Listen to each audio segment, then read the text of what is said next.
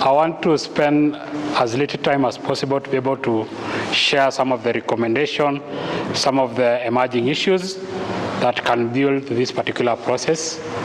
So I'll be able to just briefly highlight some of the emerging issues you have captured and some of the possible commitments that we can be able to work on going forward.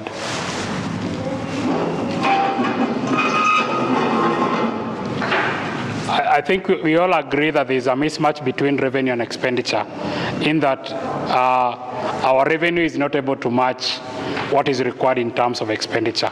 I think that is a problem affecting most of the counties, particularly in terms of our own source revenue. We are not able to meet the target we set for own source revenue. And as you know, when you are not able to meet your revenue expectation, some of the expenditure may suffer, and that may include in terms of settling of pending bills.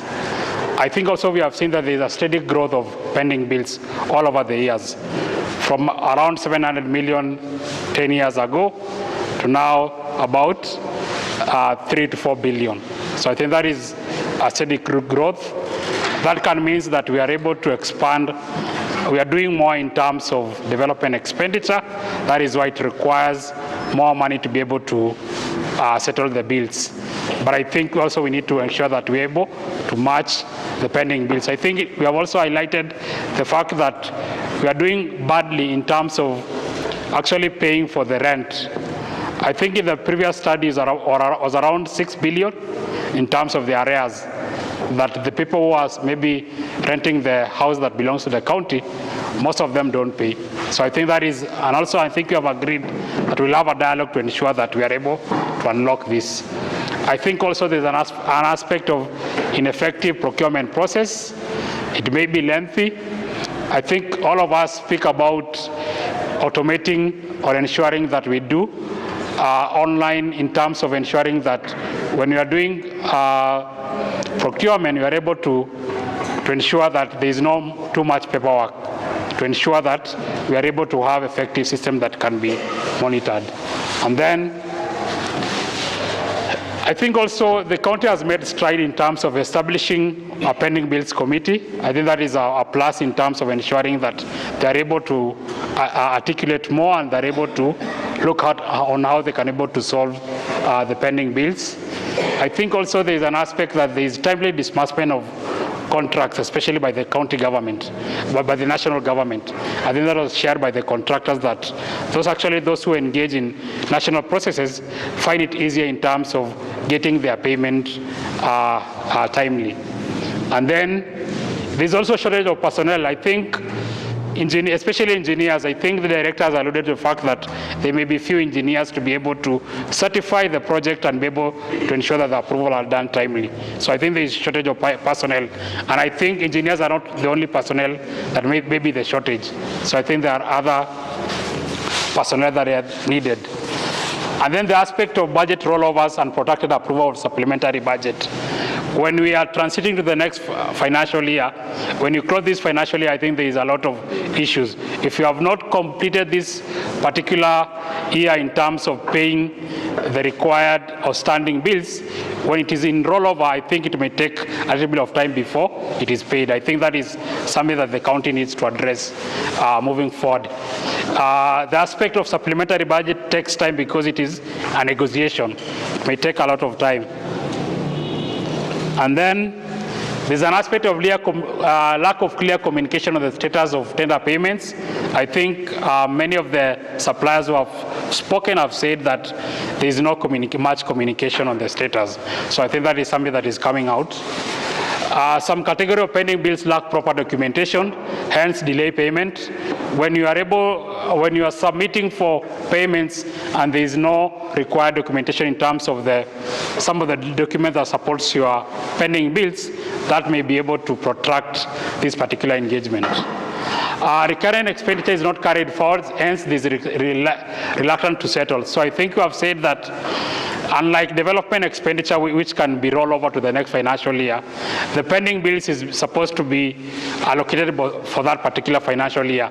And when there is a rollover, it means the pending bills for the next financial year will be affected because you need to still pay the outstanding. So I think there's a lot of conflict in that particular department.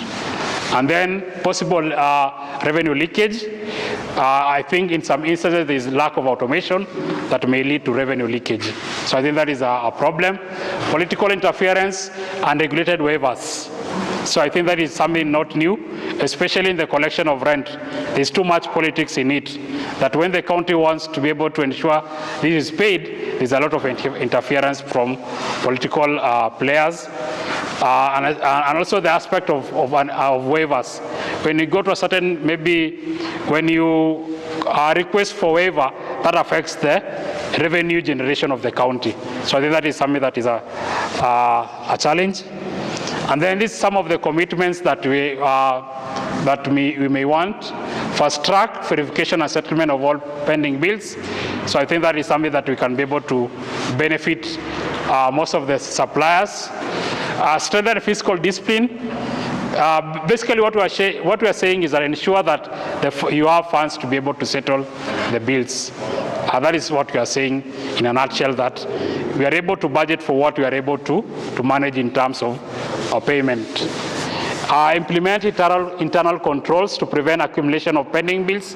I think there is need of management to ensure that there is internal control to ensure that we don't accumulate so much pending bills. And then there's an aspect of priority payments to the outstanding pending bills. So I think there's also discussion that is coming out is that the first charge in terms of payment should be payment of debts. So I think that is something that is recommended to ensure that we don't accumulate the pending bills. Engage in continuous constructive dialogue between stakeholders. I think there is, even from this particular discussion, it is emerging that there is a lot of need in terms of information gap. That can only be cured by constructive dialogues regularly. So I think as an organization, we commit to be able to maybe bring stakeholders together for such kind of engagement.